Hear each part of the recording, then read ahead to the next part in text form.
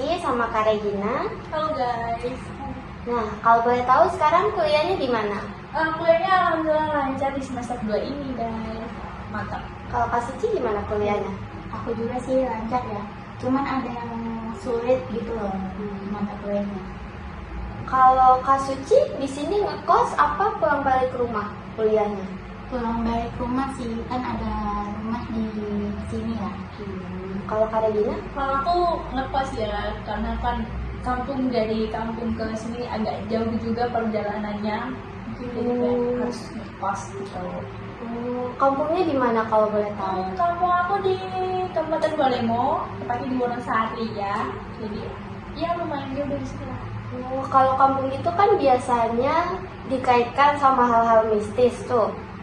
Kalau Kak Regina ada nggak cerita mistis gitu dari kampung? Aku ada mungkin waktu aku kecil ya.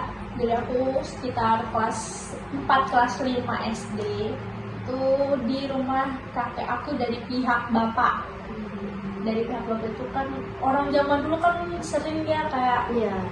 bapak tuh namanya nyimpen barang-barang kayak keris segala rupa gitu. Nah kakak aku tuh nyimpen barang keris itu, tapi di barang itu di situ ada isinya. Isinya tuh maksudnya Isinya tuh hal-hal gaib lah, ya kan? Kayak istilah itu gaib begitu. Terus di suatu ketika itu kakak aku meninggal. Nah pihak kerisnya itu nggak ada yang mau bawa dari pihak anak-anaknya, cuma bapak aku yang bawa. Terus jadi kerisnya itu diturunin ke anak-anaknya gitu. Anak-anaknya, tapi dari anak pertama sampai anak terakhir itu nggak ada yang mau bawa. Terpaksa lah bapak aku yang membawa. Yang dibawa ke rumah. Nah itu malam apa aku juga lupa, itu mungkin sekitar malam Kamis, kalau nggak salah malam Kamis malam Jumat itu dibawa ke rumah sama bapak aku, tapi kami yang di rumah itu nggak tahu kalau bapak itu bawa keris itu. Terus disimpan di lemari yang khusus. Di situ tuh ada kain kafan segala rupa, itu dari kayak keperluan orang meninggal lah, buat jenazah gitu, disimpan di situ. Itu terus malam-malam itu kerisnya itu kayak goyang-goyang gitu di dalam lemari, kayak deg gitu. Di dalam itu kayak deg dalam lemari. Kami kan nggak tahu itu isinya apa, jadi kami nggak ada yang buka malam-malam. Besok paginya mama aku tuh tanya ke bapakku, tanya, Mas, di dalam lemari itu ada apa? Kenapa tengah malam lemari itu bunyi? Kan biasanya nggak bunyi kan. Baru bapakku jawab, nah itu aku bawa peninggalan atau turunan dari bapaknya, dari kakekku itu yang meninggal. Mamaku nggak mau.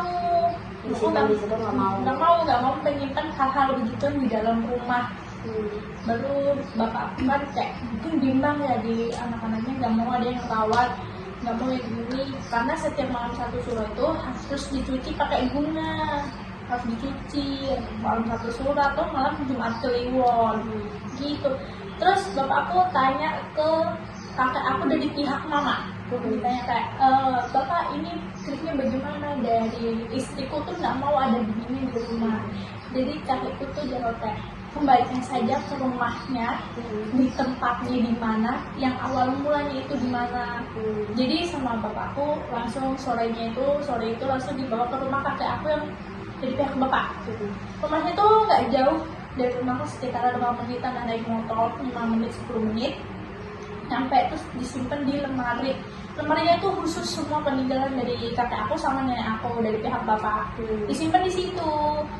Terus mungkin nggak ada yang merawat ya, jadi kayak kebiar-biar. Tapi ada satu ruangan, ruangan itu tuh nggak pernah dipakai sama sekali selama orang-orang di situ yang ninggalin lah. Ruangan tuh nggak pernah dipakai. Nggak, ruangan itu ruangan kamar kan istilahnya kayak tingkat gitu kan namanya. Tapi itu tingkat itu cuma khusus kamar, karena kan keluarga bapak, kakaknya bapakku banyak adiknya kakekku itu. Kamar itu tuh dikhususkan buat salah satu anaknya, tapi anaknya sudah berumah tangga kan, jadi kayak bikin rumah sendiri-sendiri nih. Jadi ada kamar satu kosong tuh nggak pernah dipakai. Di situ jadi kayak tempat sarangnya makhluk-makhluk yang mungkin goib ya. Di situ jadi siapapun yang tidur di situ pasti ada gangguan. Dibilang sih di situ ada mbak-mbak putih sama anak kecil. Anak kecil tuh, anak kecilnya tuh imut banget. baru kan baru kan nggak pernah disiang nih, nggak pernah dirawat nih kerisnya. Baru ke tempat itu juga kan kayak ya terbengkalai lah. Mungkin cuma sebulan sekali, setahun sekali itu dibersihin. Terus kakak aku juga sudah dapat 100 hari atau di 5 tahun atau 4 tahun kemudian itu bibiku yang ninggalin tempat itu tuh punya anak kecil. Nah, anak kecil itu sekarang umur 4-5 tahun, 4-3 tahun lah itu sekitaran itu. Dia bilang, mama ada anak kecil di kamar tangga ini, di kamar yang kosong terbengkalai itu. Dia bilang di situ katanya ada anak kecil. Dia manggilnya kakak. Anak kecilnya tuh sekisaran 7 tahunan ya, 7-6 tahunan. Dia cantik, putih begitu. Nah di situ, tapi dia tidak pernah ganggu. Cuma perlihatkan diri aja gitu. Iya, perlihatkan diri kalau aku tuh ada di situ. Kamu pernah lihat? Enggak, aku malah lihatnya tuh yang mbak Kunti itu. Tapi dia nggak ganggu juga sih, dia cuma berdiri di pojok gitu. Tapi kalau tengah malam tuh pasti kayak lampu dikasih mati lah, apalah, ganggu. Tapi iya jahil banget. Tapi cuma di kamar itu, nggak di yang lain. Jadi sampai sekarang kamar itu tuh nggak pernah dipakai. Jadi kayak siapapun yang pakai di situ tengah malam itu pasti dijahilin sama anak kecil itu, karena sama mbak Kunti ini. Jadi sampai sekarang itu kayak, wah kalau ke kamar itu tuh harus siang-siang. Jadi vibes-nya tuh ya kayak horor banget, jadi takut gitu. Anak sekecil itu aja tahu, lihat anak, dia bilang kayak mama di situ ada kakak cantik, dia bilang gitu. Rambutnya dikepang diikat 2, dia bilang gitu. Cuman kalau baru ada kakak sepupu itu, dia lihatnya tuh mbak Kunti itu sama kayak aku. Itu sih cerita horornya mungkin. Wah, serem banget sih ceritanya Kak Regina. Kalau misalnya Kak Suci ada nggak ceritanya? Ada sih, waktu di kampung ya. Aku tinggal dengan nenek kakek. Terus di kamarku itu ada lemari tua. Itu dari kayu jati ya. Terus tiap malam tuh sering bunyi-bunyi gitu. Berisik gitu ya? Iya, berisik. Terus pas aku lihat nggak ada hewan atau apa gitu, tikus nggak ada. Terus kalau mamaku juga pernah tidur di kamarku, kan mamaku tinggalnya beda. Terus nginap di kamarku. Habis itu dia juga dengar bunyi-bunyi gitu kalau malam. Tapi padahal nggak ada apa-apa di situ. Nggak pernah lihat apa gitu, sosok apa gitu? Maksudnya nggak pernah? Apa dari keluarganya nggak pernah ada cerita tentang yang di kamar itu? Nggak ada sih. Habis itu kalau pas mamaku tahu ada bunyi-bunyi itu, diceritain ke nenekku. Terus katanya disuruh kasih keluar aja, soalnya tiap malam bunyi. Kalau mau tidur tuh berisik. Berarti itu lemarinya kayak udah tua gitu ya? Iya, udah tua. Jadi neneknya kayak nyuruh lemarinya itu dikeluarin aja. Katanya juga udah pecah itu. Oh, tapi setelah lemari itu keluar tuh udah nggak ada yang ganggu-ganggu gitu? Udah nggak ada, alhamdulillah. Kalau misalnya di rumahnya Kak Suci yang sekarang ada? Ada di rumah depan rumahku. Itu katanya sih banyak hantunya gitu. Soalnya di situ kan ada sumur, terus pohon-pohon jati gitu. Habis itu pernah ada yang lihat juga kan, sosoknya kayak besar gitu, tinggi. Walaupun ada pengajian juga di situ, dia tetap munculin diri. Dia misalnya dari luar gitu kan, misal orang ngelihat keluar itu ada kayak hantu gitu kan, terus dilihat itu siapa ya. Habis itu semakin dilihat dia malah nongol, malah dekat gitu. Iya. Terus si orang itu langsung kaget gitu, langsung apa namanya, mengalihkan pandangan, langsung ngaji lagi. Terus ada juga kan di situ ada yang anak kecil tinggal di situ, masih bayi dia kan. Terus dia tuh kayak sering bilang kalau di pojok situ ada hantu, kayak itu ada siapa itu, kayak dia. Terus kadang juga nangis-nangis, padahal nggak ada siapa-siapa di situ. Nggak ada.